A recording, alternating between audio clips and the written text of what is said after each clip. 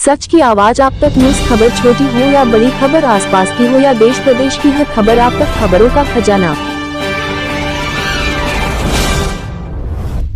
बदलते पर्यावरण को लेकर कृषि विज्ञान केंद्र डकरानी में किसानों को दिया 2 दिवसीय प्रशिक्षण। विकासनगर के कृषि विज्ञान केंद्र डकरानी में हेस्को संस्था द्वारा 30 किसानों को प्रशिक्षण दिया जा रहा है, जिसमें देहरादून और चमोली जिले के किसान बदलते पर्यावरण में कैसे खेती बाड़ी की जा सकती है और नई तकनीकों की कौन कौन सी फसलों की किस्में लगानी चाहिए के बारे में प्रशिक्षण दिया गया। वहीं कृषि विज्ञान केंद्र डकरानी के प्रभारी वैज्ञानिक डॉक्टर अशोक कुमार शर्मा ने किसानों को प्रशिक्षण के दौरान खेतों से जुड़ी नई टेक्नोलॉजी और मिलेट्स के बारे में जानकारी दी गई।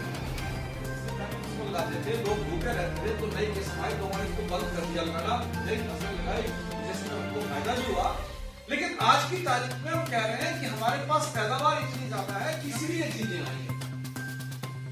मैं आपकी चर्चा करूंगा इसमें। तो मौसम स्मार्ट पर अगर आप हैं तो मौसम स्मार्ट में कौन कौन सी चीजें हैं जो आपको पता होनी चाहिए।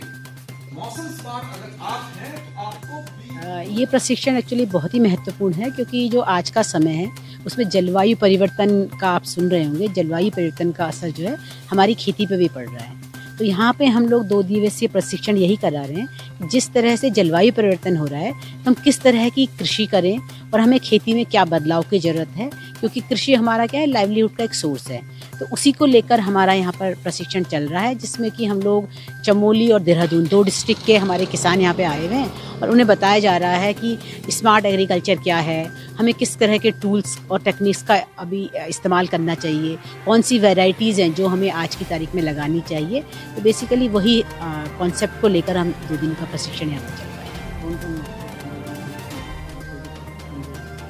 यहाँ पर हम लोगों ने 2 तरह के लोग लिए हैं। एक तो हमारा जो हम केवीकी में आए हैं, तो यहाँ पे जो एग्रीकल्चर साइंटिस्ट हैं, जैसे आप अभी डॉक्टर AK शर्मा जी से मिले थे, तो वो इस कृषि के बारे में उनको बता रहे हैं। और साथ ही हमारा कल का एक और प्रोग्राम है, जिसमें हम लोग जो भी हमारे संगठन है, महिला संगठन है, वो किस तरह से संगठित होकर अपनी इन समस्याओं को लेकर आगे बात कर सकते हैं, उन पर भी हम लोग कल बात करेंगे।